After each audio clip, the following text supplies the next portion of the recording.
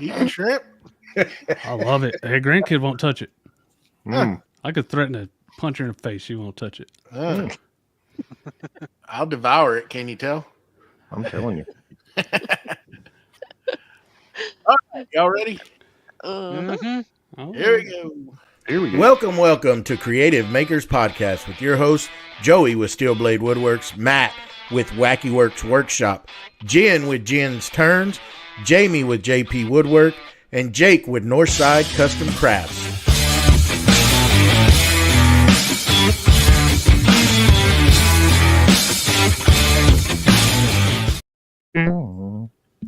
Welcome to Creative Makers Podcast. I'm Joey with Steel Blade Woodworks, and this is episode 53. And today we got the man, Mr. Izzy Swan, on the show today. How you doing, sir? Good. Hi, everybody. How's everybody doing tonight? Very well. Wonderful. So we usually just started off and just give us a little background of how you got started and doing these amazing inventions you do. I'm a fifth generation tradesman, woodworker, construction guy. So 5 generations before me. I got my start by trying to run the heck away from it and do something else. I spent most of my young adult life doing it. But I ended up back in it in my early 20s and started a furniture company, and kind of rest is more or less history. Nothing too exciting. Yeah, right. Great podcast guest, guys. Yep. There you go. That's all we got for you. That's it. You know. Make stuff by. No, long story short, I owned a furniture company until 08. Everybody knows, pretty successful, rustic style furniture. We had at our prime about 21 employees. Everything was going great. And then 08 hit. And at that time, I ended up getting a divorce and I was working too much.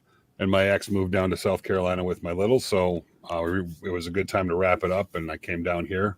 A couple years later, I found YouTube. A friend of mine told me I should make YouTube videos because I wanted to meet other woodworkers in the area. At that time it was Charleston, South Carolina.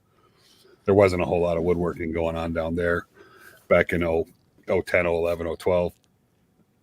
So a friend of mine had mentioned doing YouTube videos to meet up, to interact with other woodworkers. And I, obviously thought that was kind of a joke. I didn't mean the thing the kids are doing. So, but I checked it out and came across, Matt's Basement Workshop and, Laney Shaughnessy, then Steve Ramsey, and then Mark, Wood Whisperer. And I was like, well, I'll give it a shot. So made a video on my little Note 10, Galaxy Note 10, one shot, no editing. And I paused it and then pressed play again for different clips. and then loaded it up on YouTube on my phone. And people just started showing up. So I got a little better at it. And here we are. She's 11 years later, a little over 11 years later, still making videos. That's awesome. Thank Thank you for being with us. For the people at home, my name is Jake Thompson from Northside Custom Crafts, and I usually do an icebreaker. My icebreaker for you, Izzy, is how the heck did you meet Jamie?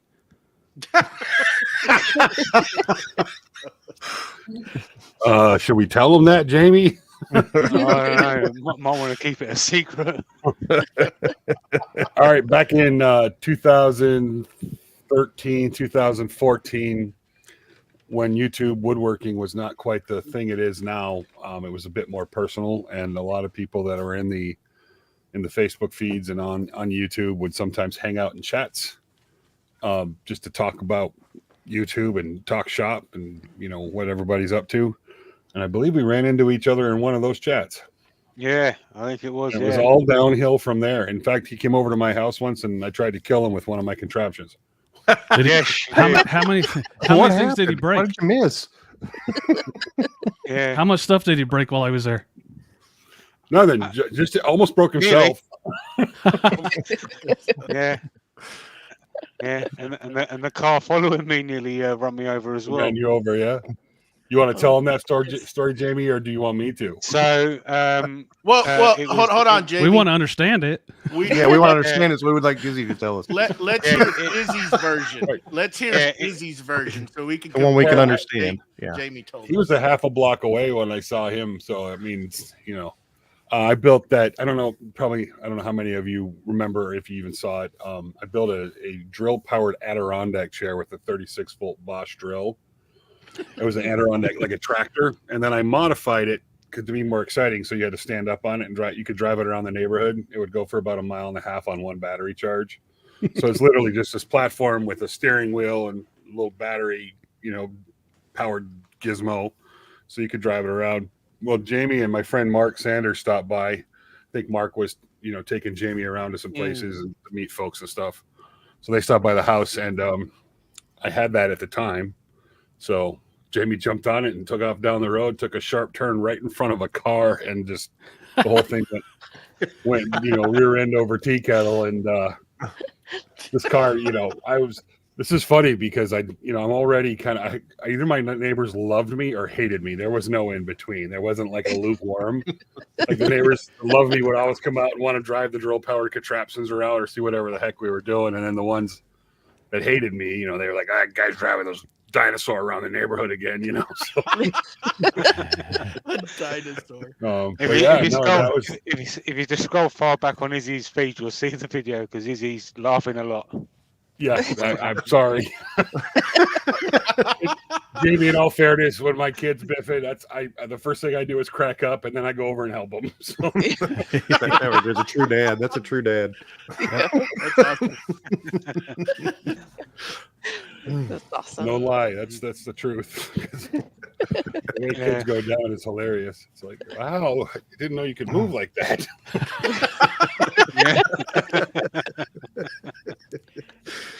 Doing the backwards lawn chair when they fold in on themselves. Oh yeah. Scorpion it. Yeah. Scorpion. Coming off the swing set or that little bouncy thing, they trampoline. Some of the things you're like, what? All the times you wish you had your cell phone going. Oh yeah. Yeah. I have tough kids, just so you guys know. They have to be. Product testers. Mhm. Well, thank you, Izzy, for being with us. For everybody at home, I'm Jen with Jen's Turn. And Izzy, I'll start with probably a question that you get a lot. After 35 years in doing this, what is your best piece of advice for somebody who wants to jump into woodworking and they're going head first? Get frustrated. I mean it, because it's time consuming and there's effort, and sometimes you make mistakes and it's frustrating, but you learn from those frustrations a lot more than you learn from your successes. So, make mistakes.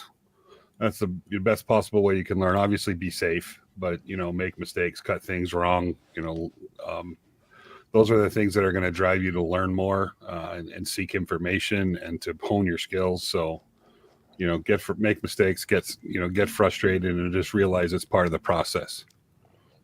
Yeah. I'm pretty educated because of all of those scenarios you just mentioned. I got that. I got the whole thing covered. Yeah, we got it covered. Yeah. Hey, everybody at home, I'm Matt with Wackerle-Wackey. Izzy, I have to ask you, I know that you make mistakes, as you said. And I've been waiting for something to me too. But you made mistakes, but I'm just curious if it's like the slab turner that you did, the slab flipper that you did. I've been waiting to see the fit, if it worked, if everything is working with it. Did that finish up, or was that a mistake, or what happened with that? No, hang on a second. I got my computer doing something weird. Can you guys still hear me? Yes. Yep. Yeah. Okay. Can you hear me now? Cancel. What is going on? Can you do an update? I don't know. It's like it's saying reload into StreamYard, but I don't need to. So hang on, give me 3 seconds, guys. I apologize. There we go. No, you're There fine. you No, I can't see the screen, but as long as you guys can still see me, we're good. Yeah. And we can see. Good. So would you mind repeating the question real quick so I can, because I lost my stupid train of thought because computers. The overall question is with mistakes, do you show the finished product or the mistake that was made, or is like the slab flipper that you did? I've always wanted to see the ending of that because I had ideas for it as well. Gotcha. Did that ever pan out, or? No, I designed. I mean, yes, I did, but I designed something completely different, and it's now being manufactured. Oh, okay. So I couldn't show it because it had to get. I had to go through that process to get a patent and go to manufacturing. Yeah. So Gotcha. Yeah. But yes, the answer is yes. There is a slab flipper out there in existence now, or will be shortly. But it's designed more for industrial use, not necessarily garage guys or DIY guys. Okay. It's too freaking expensive. Yeah. It doesn't make sense. So, and there's other options out there. You can do it with straps and other things. So yeah, I've done that a few times on YouTube, where I started a thought process on YouTube and then it ended up being a product that I couldn't, in this case, because I had a deal with a company that's, basically they design their, it's their product. Yeah. But yeah, I mean, it works because, you stay tuned because you're like, I'm going to see the next one. It's going to have it on there. I see that. Yeah, I say that sometimes. And then it's like something happens. And I'm like, well, okay. I'm holding him in suspense. I really should go delete that video. Thank you for the reminder. I'm taking notes. Oh, don't delete the video. I got ideas on that thing. Hello, everybody at home. I'm Jamie from JP Woodwork. Izzy, I just want to take you back to that drill-powered death trap that you made. Are you planning on making anything else of like that in the future? Possibly. I think the last one we did, like the last drill-powered contraption we did that 8-foot long centipede that was remote control, was drilled, powered by a drill and walked around.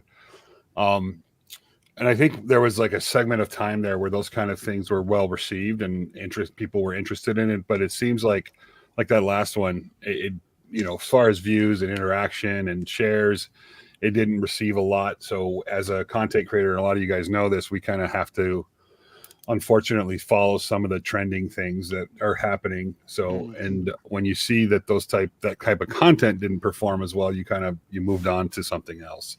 So I like those kind of builds. They're time intensive. They're cost prohibitive. I mean, they're not cost prohibitive, but they're expensive. So you want to see, if you put all this time, effort, and money into something, you'd like to see a result from it.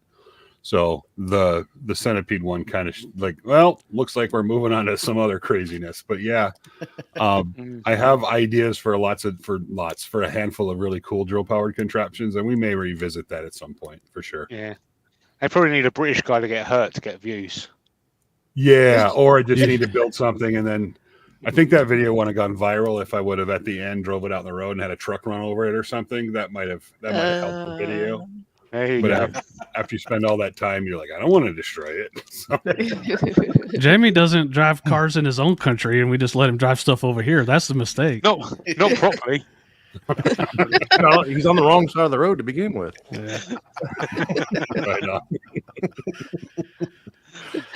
Well, Izzy, can you take us through the process of when you come up with something, going through developing it, and like you said, you have, sometimes they won't make it to where we actually see the end result. A manufacturer, a company wants to take it from you.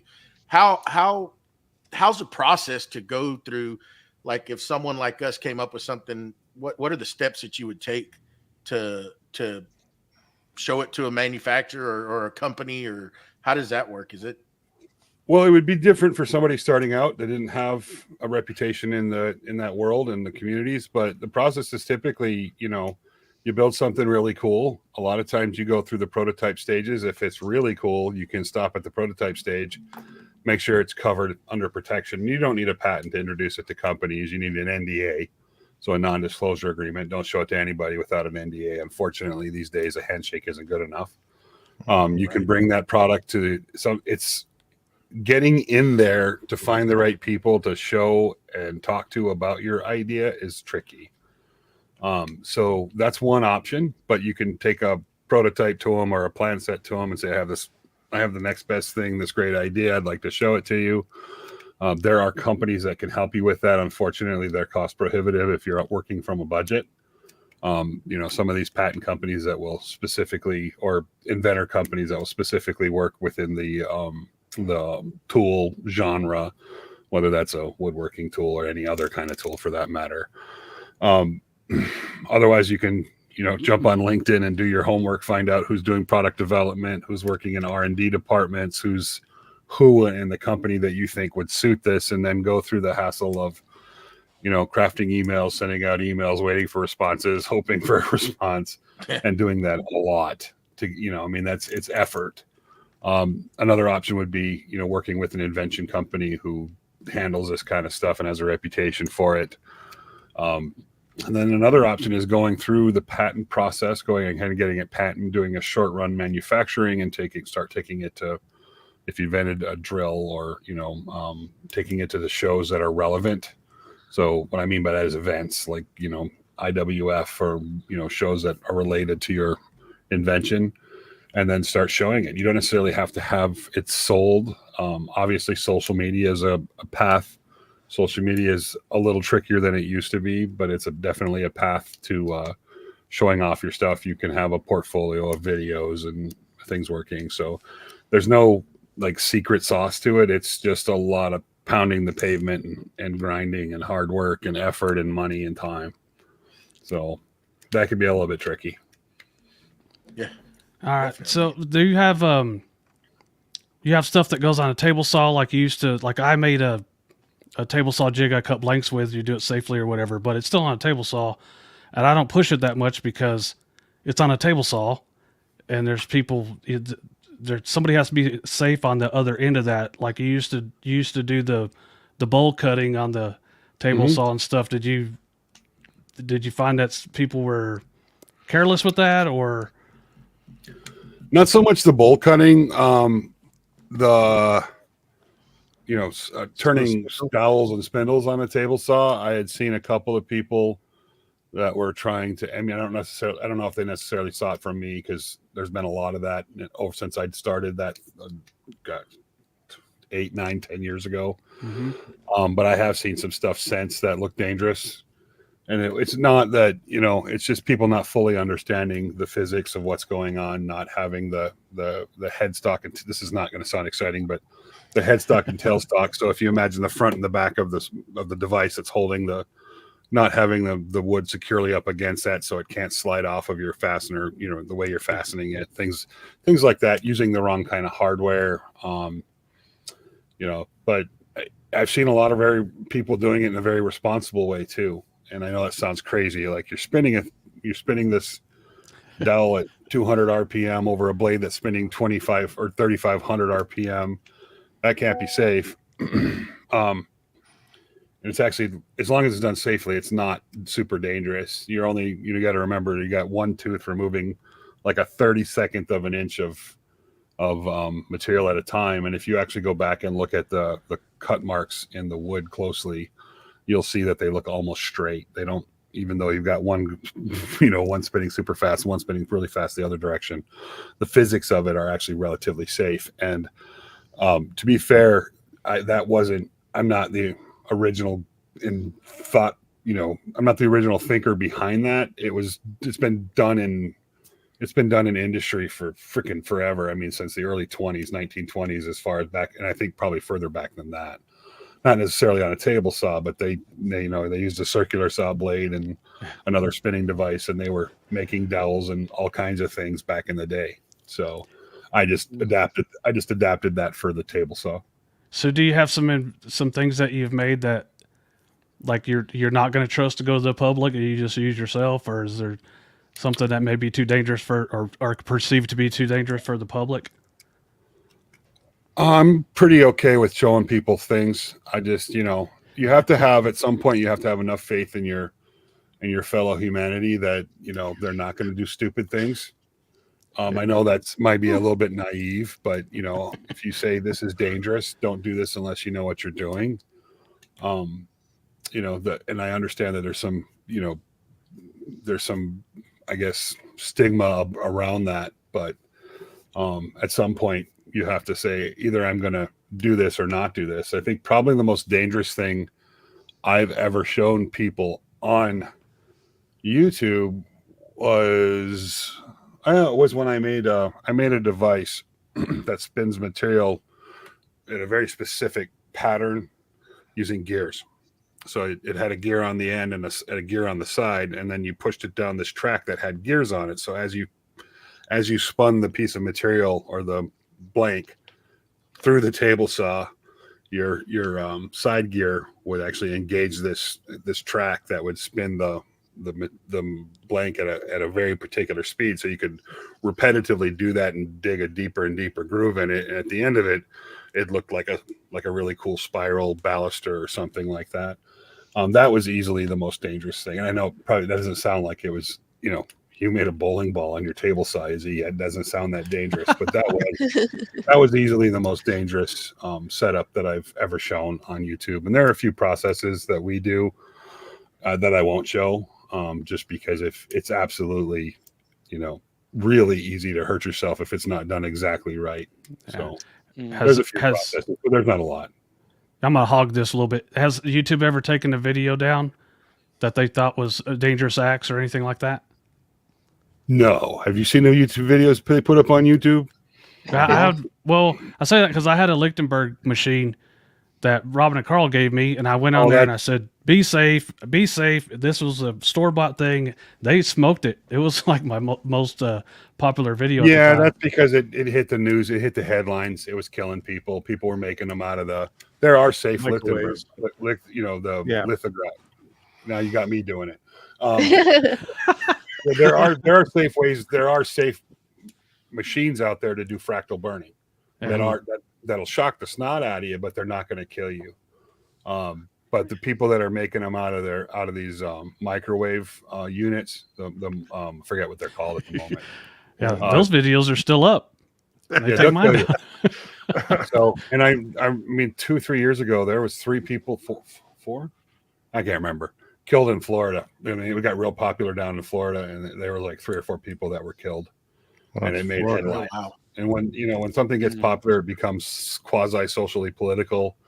Then you might get a flag for it or taken down for it. But I mean, I've seen guys, you know, blowing things up on YouTube, blowing things up and getting damaged on YouTube.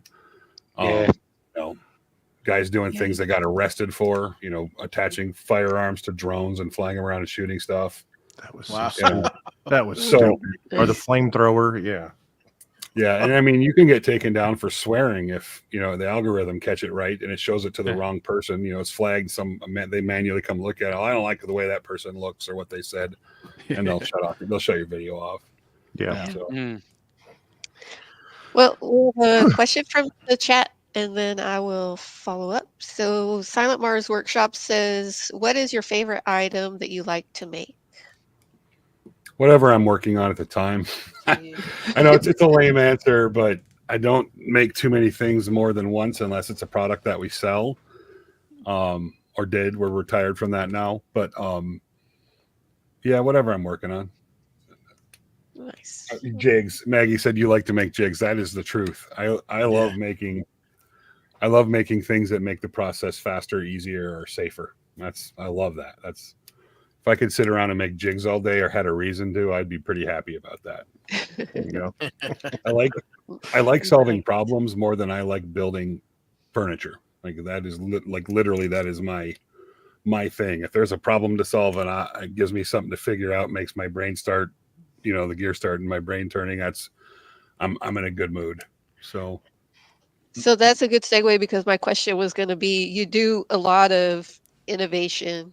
Even though you started out doing furniture, but you're really known pretty far and wide right now for your innovations. And so I was going to ask, what do you enjoy more, the actual making or the innovation process? So it sounds like you kind of just... I like the innovation process. I mean, you know, Maggie's been after me to make some stuff for the house for Three years. She related to my wife. All I of get in it. trouble every day. You're a mechanic. Your cars don't run. You're a painter. Half your house ain't painted. I make them. I just don't want to. There you go. For you guys on YouTube, she's right back here. You can probably see her, the corner of her. But, yeah, I prefer solving problems. That's really, that's my favorite thing to do. If there's no problems to solve, I'll invent one to solve. There you go. That's what I'm talking about. There you go. We could just send you Jamie. He'll help you out with that part. Well, Yeah, the I'm problem the is- breaking stuff. Yeah, he'll find the problem. Look at this broke. That's the durability. It broke in my hand. All the fun. So Izzy, you've recently created a jig that I'm actually really like a lot, and thought about the idea, which is your angle that you have for the table saw. You've projected that out so that you can turn the your angle. Yeah, your angle jig. It's a device to hook up to the wheel that turns your angle on your table saw. Where did you come up with that, and why didn't I? Well, Hey, you left yourself open for that last Hey, part. Of that I question, love dude. that thing. I did, but it's okay. I came up with it because I'm obviously most people know I don't get around so good anymore. Yeah. So I can stand for a little while and run some stuff through the table saw, but I can't do it for very long. But bending over to get to that, where they place that, where they place the flywheel to change the angle is up under your saw on the right side of the body. Excuse me. On most table saws, and I can't comfortably get to it. In fact, I can't uncomfortably get to it. I have to get down on one knee, and and then trying to line up my blade to a particular angle becomes kind of a dance of me trying to up and down it. So I knew if I moved the angle out, so if I moved it out to the front of the saw, where similar to how you raise the height of the saw, I would have no problem. So I just designed something that would work, and I made it way too complicated because it's a video. you gotta make it look good. There are other solutions out there, like just clamping a bigger wheel on it so that wheel comes out towards the front of the saw and you can just spin it and other things. But that would be an interesting product, actually, if somebody wanted to do that. It would be difficult to find something universal, but I'm sure there's a way. So I know about 100 views on that video is mine because. Well, thank you. So it's just I want to follow up with that. Have you ever invented a product, something like that, or seen something that you've done and you thought you're the only person who's ever thought of that, and then you get on YouTube and you find somebody that's done it? No. No. I mean, I've had ideas, like I've not invented a product. Like, here's a product, Yeah. and then come across a video where somebody had done something like it or whatever. But I've had ideas for things a lot where I'm like, I really should do something about fixing that, and then I'll come across a video on YouTube where somebody actually did something about fixing that, and you're like, of course it's me, and I'm a pain in the ass alpha male, I can do it better. I know better than right. There you go. I'm looking. I'm like, that's a good idea, but I'd have done this, that. Yeah. Linear bearings on that would have been better. Yeah, exactly. But there's a lot of really crazy, talented, smart people out in the world. There's a lot of them on YouTube, and there's a lot more that aren't. So, I mean, you see that a lot. Maggie's taking notes. She's going to start doing stuff for the house, and you're going to be like, I could do that better. So she's going to do that. Heather. Yeah, we're never apart. I mean, sun up to sundown, we spend pretty much every waking hour together. So she can't get away with things without me knowing about it. It's usually the other way around, but it's usually the other way around. But I had to say it that way. So. Okay.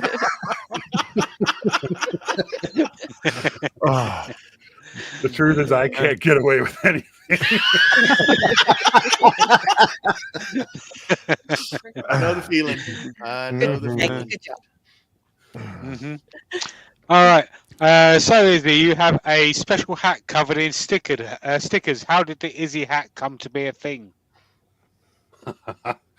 during one of those late night hangouts back in the day, we were all just chilling out, and I had some horns, cow horns, like legitimate real cow horns, laying there, and I had a hard hat, and we were just goofing around. I think we were talking about what's that movie called where it's Hellboy. like way back in the day. Not Brad Pitt. Top Gun guy. Who's the Top Gun guy? Tom Cruise. Tom Cruise. Tom Oh, Cruise. last. Was it last? No, year? remember there was a devil in that movie. It was a devil. He was in Mhm. the show. It was like Pixie Fairies and stuff, and there was a depiction of the devil, and he had like these giant horns. I don't know how the conversation got that way, but he had the flame in the middle, and then we started talking about I think Hellboy had just come out, and so we started. So I ended up putting those horns on the hard hat, and then putting LED lighting around them to make it look like there was a halo in it. And I just did that in the middle of this hangout, and then I don't know what got into me, but I brought it to one of the very first woodworking shows that where content creators went to, and people started putting stickers on it, and now it's got like, I don't know, 10 bazillion stickers all over it. So Yeah. yeah, it's one of my favorite possessions. It's still in the shop. And Is there any technically, interaction here's a fun story. from- I don't own it. It's Correct. not mine anymore. Oh, So wow. no, there was an auction for Auction. one of our community members' kids was having some health problems. We did an auction, so I put it up for auction. Mark Saunders bought it. Some of you guys know Mark, and then he's like, "I'm not taking that with me. It's got to stay at your shop." So He So- keeps things here all the time, though. yeah, he does. So it's still here. Not mine. It's not mine anymore though, so it doesn't go to shows. Nice. Wow. That's pretty cool. Well, Izzy, what has been your favorite invention? Favorite invention. Ooh. Like in the last couple of years, the new push block is pretty insane. Like I like that one. You probably won't see that in market for another, could be 18 months. Invent the quick locks I'm pretty proud of. That was a lot of people got, that hit the market hard, both when we launched it and when MagSwitch launched it. A lot of people get a lot of use out of those, and I think there's been getting some questions out there, so I'll take a second to answer that. There's a Woodcraft followed up with a magnetic one that just magnetizes together, but the quick locks, they spin and lock together, so you can't physically pull them apart without spinning them off, which I think makes them superior, because if you've ever put a magnet connection on top of a planer, and the wood catches the hose, it just pushes it right off, and then you end up losing all your stuff. So working on one right now. You guys want to see a sneak peek of a prototype that will be coming out in not too long? Yeah. Don't break my Yeah. arm. Of course. Prototype, very rough prototype. Mm. I It's a saw new that in one of sneak- your stories. Yeah. It's a new stop block. Yep. So this one is has a micro adjust built into it. Mm-hmm. But the looking glass, whatever you want to call it, moves with the micro adjust. So, and this thing is robust as heck. I mean, it is. I wanted to call it the tank, but John Cicero, Lincoln Street Woodworks, he's actually the guy that got me to do this. He's like, I want to do a stop block, but I want it to be robust and have a micro adjust and do all the things. So I designed this so it'll work on table saw sleds. It'll work on router tables. It'll work on tables. Just if you want to use it on a chop box, like how a lot of people have stop blocks on there for their chop saw. So it works both horizontally and vertically. Horizontally. It was a new word. Flatly. Those are hard. I have a day job, and I spend most of my day in meetings. And meetings, they're the worst. I'm a day in the shop. I have way more energy at night than I do after a day of meetings. So, but yeah, We have that's meetings it. about our meetings. Yeah. I'm pretty proud of this one. This one's actually pretty crazy, and it's going to be extremely useful the way it's being designed. It So looks it pretty has cool. some multi functions that I'm going to leave secret for now, so we can use those as some different functions that are pretty off the chain. So, but we'll talk more about that when we announce it. The Nice. one that I just kind of follow up on that, the one that I mean, you've done a lot of things, right? But the drill, when you invented that drill contraption for your dust collection, when y'all were drilling the ring, and you had the 3 drills or 4 drills, what was it? Oh yeah. It's hanging on. Dude, that was freaking cool, man. It was like I was watching that stuff and I was like, look at this guy. He's sitting here and he's got some drills. And he said, I need to come up with something to speed up this process. And then it's like, boom. It was like at the end of the day or the next day, you had that thing done. And I was like, just wow. You know, it took It was for Quinn. my son, and this is not a pick on my son. I love him very much. But we had my son helping us for a while, and we had to like set those rings on a table, push it in, turn it, push it in, turn it, push it in, and we had these little marks so you could line up where the holes go. He could never get those stupid holes right where they're supposed to be. So I had to fix that problem, and the only way I could do that is to set up a device that he didn't have to line anything up or even think. So yeah, there was a reason for designing and building that, and that was fun. But I mean, I get that it's because of what it's doing, it looks kind of cool, but that was a lot easier to design than this. I mean, that was like maybe an hour and a half at the design table, and maybe another 2 hours to put it together. But yeah, it's still hanging in the shop because people are like, "This is so cool." I'm like, "Okay, I'll leave it here." Yeah. Has there been an invention that you think is gonna you're super proud of it and you think it's cool and it just doesn't hit, or if it just doesn't get its flowers for whatever reason?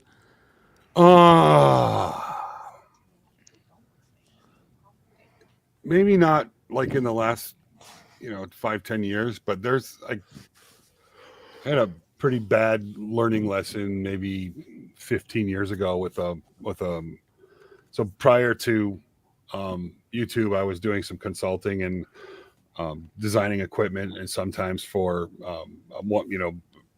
equipment for people that needed a very specific process. And I had a design and spent probably 3 or 4 weeks on it, built this machine, and I was all proud of it and showed it to the company that it would have been, it was a piece of proprietary equipment. So it wasn't something that was going to be manufactured, but I was pretty proud of it. And I was thinking I was going to go show them this and pick up a paycheck, and they hated it. No, in my defense, it was a really good piece of equipment, but it would have required them to do about $150,000 to $400,000 worth of revamping their production line to implement it. So I don't necessarily think they hated the thing, but they hated what they would have had to do to implement it. So, right. Yep. It wasn't a problem they were looking to solve. Oh, it was definitely a problem they were looking to solve, but they wanted a different option. You have one with less zeros? Yeah. Definitely less zeros was the issue. We ended up figuring it out, but it took a little bit longer, and it wasn't perfect. So there was still some slop in the process, which I don't like slop. Well, I'm going to take the topic a little bit different direction. We've been talking a lot about your innovation, and I'm wondering, you have all this knowledge, whether it's from furniture building, innovation processes, that kind of stuff. Do you ever go into schools and give presentations or speeches, like to a shop class or even just a general assembly, and kind of try to spread the knowledge? No, much to my embarrassment. There's actually, I guess I could kind of let you guys in a little bit. We're working on that now. Oh, good. So, Nice. Through my day job, we're working with an investment group called Light Switch Investment they're out of New York. They're a biotech, mostly investment firm, and I work for TMX Management, which are BioSolutions, which is a management team that basically finds, or investors come to and say, "Hey, we want to do this thing. We don't know how. Can you figure it out for us?" So our team figures it out for them. Well, we came across a project that's pretty significant, and part of that process means we needed a much bigger research and development space, not just my little 1,200 square feet back here. and they've agreed to set it up and finance it and all the stuff. So we're going to put in hopefully, I mean, I got to be careful about what I'm talking about. This is it's been approved. Everything's been approved, but there's still operating agreements and a few other things to get in place. So if that comes through, which everybody thinks it's going to, over the course of the next 6 months, year, we're going to build out a pretty fancy research and development space / training facility where we'll be able to bring in, we'll start probably around 14 all the way up to about 21 years of age. We'll be bringing people in, showing them things like CNC technology, welding, everything from additive, subtractive manufacturing, basics, just how to do the basics as well. All that stuff will be in our wheelhouse, and we're partnering up with M2 Lumber. Some of you guys may know Matt over on Instagram. He's got a lumber mill down here, and he already does classes. So we're going to partner up with him on the classes, and we also are looking at a couple other partners in that arena, so we can keep a lot of activity going through the training side of what we're doing with the research and development space. That sounds pretty awesome. Wow. That's really what I want to do full time. I'd love to just teach. I'd love to bring people in and get people excited about the technologies and I don't mean, when I say technologies, I have to be careful because I'm kind of known for doing a lot of CNC stuff, but all the technologies, using a table saw, using a bandsaw, using a CNC, learning how to do all those things. I'd really like to kind of, at least at some point, get a lot of energy and kind of a direction behind what's happening with the technologies in the skilled trades area. So, yeah, That is cool. Got me over here thinking. So, Maker's Playground. Yeah.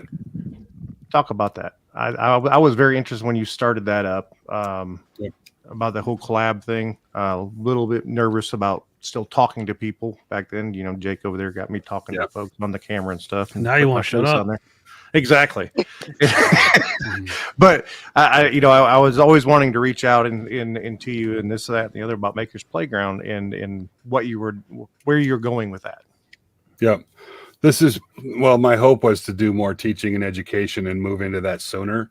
But the reality of it is the financial commitment is in the millions to make what I wanted to happen. And we didn't, quite frankly, have that kind of capital to throw at something like that. So we started Toolmasters Association in hopes of growing that.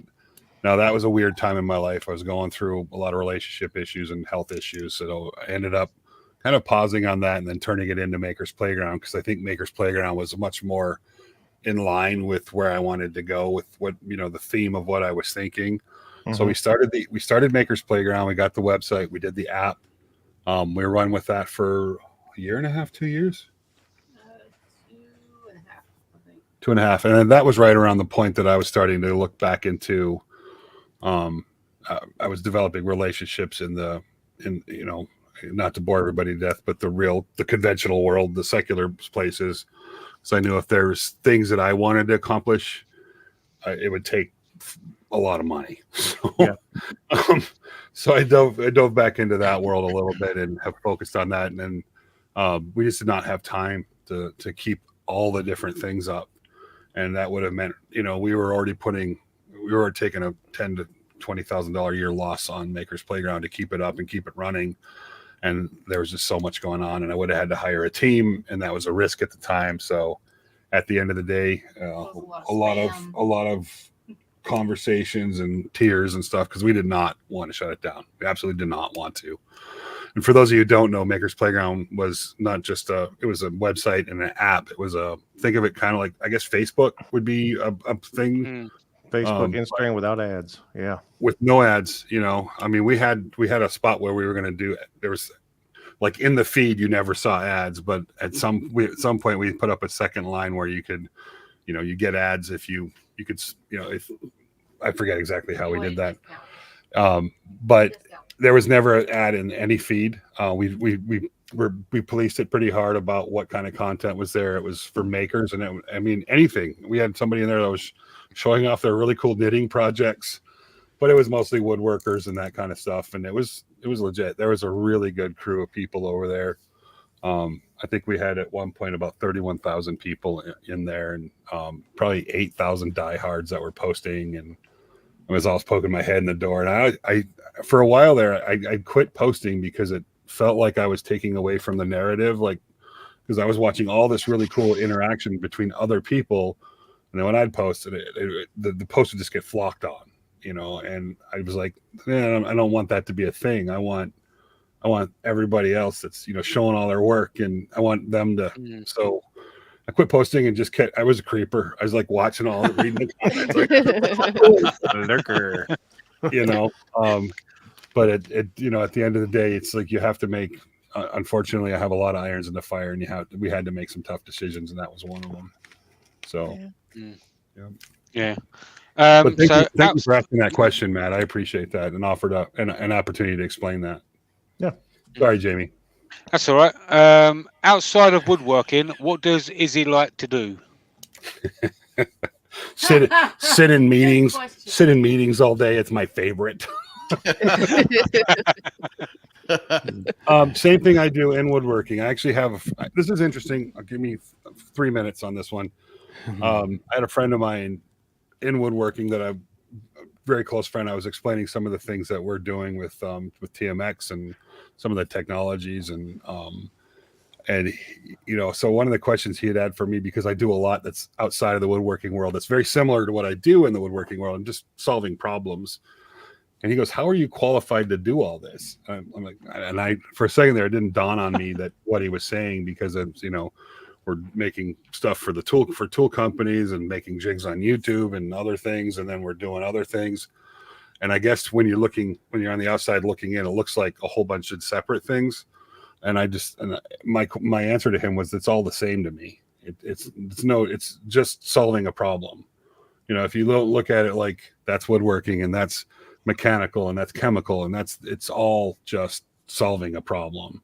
So that was an interesting question that really made me stop and think about it for a little bit. But yeah, just solving problems. I like to do that. Yeah, there you go. Kind of a good way to. What advice would you give, since you've been doing this for so long? We all get burnt out. I get burnt out. I myself have just been going through one. How do you handle this? How do you handle trying to keep up with everything that you're doing, plus putting content out? I mean, and if you do, what do you do to just try to clear your mind and get back into the swing of things? Joey, you're not going to like my answer. I focus on the burnout. I mean, you're not wrong. I definitely get burnout, but instead of trying to fight it, I don't. I just focus on it. I make my entire moment existence, whatever that time frames, I make it about being burnt out. I just accept that I am burnt out. I know that it's going to pass. But if I focus on it and I give myself some breathing room and forgive myself for being burnt out, which is totally human, you go through it so much faster than you do if you fight it. And that's in 35 years of going through those periods. I've learned that if I just accept that this is my reality for the next couple of days, a week, whatever, and just focus on it, like I'm burnt out, I'm going to go watch TV, or I'm going to go play Angry Birds, or I'm going to go whatever, Yeah. Hey. Instead of fight it, focus on it. Give yourself a little bit of credit. And I know there's situations professionally where you may not be in a situation where you can do that. In that case, put one foot in front of the other, and like a very famous saying from back in the day, just put your horns down and bull through it. But if you do have the breathing room and to do that, just be burnt out and focus on it. Don't fight it, because the more you say, okay, I'm burnt out, give yourself the right, tell yourself it's okay, the faster you're going to make it through. At least in my case, I can't, I'm not a social, I'm not a mental health care expert, but I'm just telling you what works for me. Right. I just let myself be burnt out. And usually now, after years and years and years of practice, it's usually only a day or two, so. It's like the military says, embrace the suck. Yeah. Yeah. No, it's don't okay. delay it. Just get it over with. Yeah, I think that's the biggest. People feel. I think people feel maybe not ashamed, maybe ashamed's not the right word, but they feel defeated by it. But there's no reason to. It's just part of the process.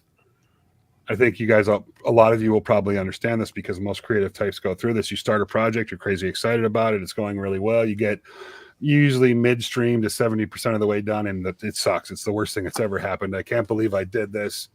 What a mistake. You stop, you sit there, you stare at it, you break something, you go eat a burger, go watch TV, you come back the next day, you punch through it, and then at the end of the project, like, this is great. I'm so glad I didn't give up. We all go through that. And burnout's the same way, except for it's just a bigger time frame, in your life. It's not moments that you can typically battle through something. It's burnout's the exact same. Just instead of fight it, go, I'm burnt out. This sucks. I'm gonna go relax. I'm gonna go do something else. I'm gonna focus on something else. And usually my focus is I focus on my family for a day or two and go do something with them or try to give them a little bit more of my time. And then I get rejuvenated and start all over again. Hope that helps a little bit. No, it does. It does. Does a Hey, lot. we got time for, I think, another round. We don't have to do a speed round, but we'll just do another round here. And we just talked about longevity and stuff like that. And I know that you were on a podcast as well. So what advice can you give us to make sure that our podcast has some longevity to it? Well, I think you guys are doing great. The organizational helps, and this whole going down the list of each of you taking a turn to ask a question, pretty damn genius. I'm sitting in my head, that was really, really smart. So, consistency matters.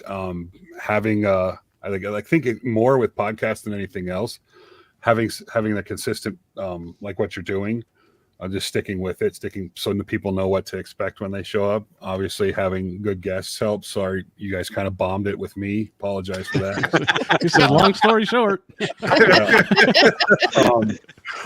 are the things that help. And to be fair, I'm not the good one to ask. I think we did 2 years. I think 110 podcasts or something like that. So, and I love Mike and Joel. I just love them to death. But it was a serious, it was a serious party wagon. It was like listening to some guys drinking beer sitting out in the garage talking for an hour, sometimes for an hour and a half. You never could tell. Yeah. And it was a lot of fun. But again, it's just, the direction of the way things go, and life, the ebb and flow, and making decisions on where you spend your time, just like we all do. Yeah. Well, my last question is going to be about your wonderful wife behind you there. You said that you two are always together. So what is her main role in the shop and helping you out and everything? Well, she secretly does everything. I'm just the pretty face. Exactly. Typical role of the woman. So some things that maybe aren't well known about Maggie is that Maggie ran a CNC job shop for a number of years. She worked on millwright installations. For folks that don't know what millwright installation is, it's installing cabinets, panels, walls, doors, trim. She worked as a kind of a supervisory position in a commercial millwright company for a number of years. She's held several management positions, including positions at Sony in the fulfillment areas. So Maggie's no dang slouch, and she can run circles around me all day long. She puts me to shame as far as she's a get her done chick. So, she's my, her role is being my superhero, my everything, and I say that with a smile on my face, but I'm dead damn serious. So she's an absolute amazing woman, and probably the reason that I'm able to do as many things as we do, because with her support and her right there with me, helping me, and as my legs get worse and worse, she's in the shop helping me grab things, do things that I can't, that I could do or maybe would think way too long to do. She's there doing that. She's obviously, most of you guys know that my shop is so much more organized than it's ever been before in my life. I wasn't going to say nothing. I gotta tell a quick Maggie story and then we'll move on.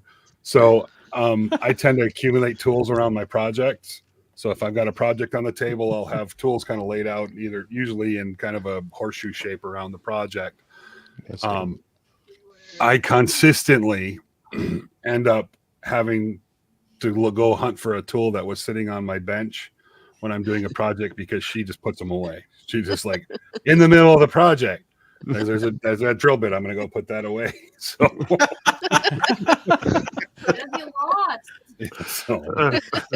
but yeah. I think it's great that you guys get to work together all the time and you do it so well. And I just want to say congratulations. I did attend the wedding, live on Instagram. So congratulations to you guys. Thank you. It was very fun. Yeah, you had to be there. I mean, the video is just awful, but we did our best under the circumstances. We were crowded by people, and Maggie's daughter is like filming it and trying not to cry and a whole bunch of it was a blast. I would highly. I know this sounds terrible. I highly recommend getting married in Vegas, y'all. Just absolutely go do it. It was fun. It was fast. It was just an incredible experience. I did it, but not in front of the Bellagio, and the Bellagio is my favorite, so I thought it was pretty cool that you guys did it there. Exploded when we kissed. Yeah, no, our first kiss after marriage, the Bellagio, the waterfall the fountain. Yeah, the fountains were just. Yeah, it just went it's like somebody pushed a button like on cue. Yeah, it just exploded. I was like, yep. I timed that.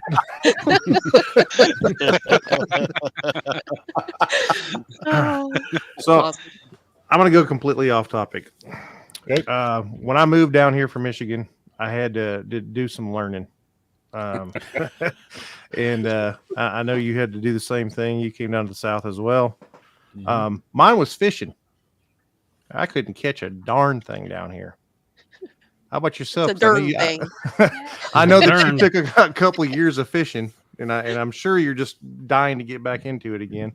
But yeah, no, I'd like to start fishing again. When I came down here, I fished for 2 years straight. Like legitimately, I was on a mission to fish every single day of the year. Thanksgiving, Christmas, Easter.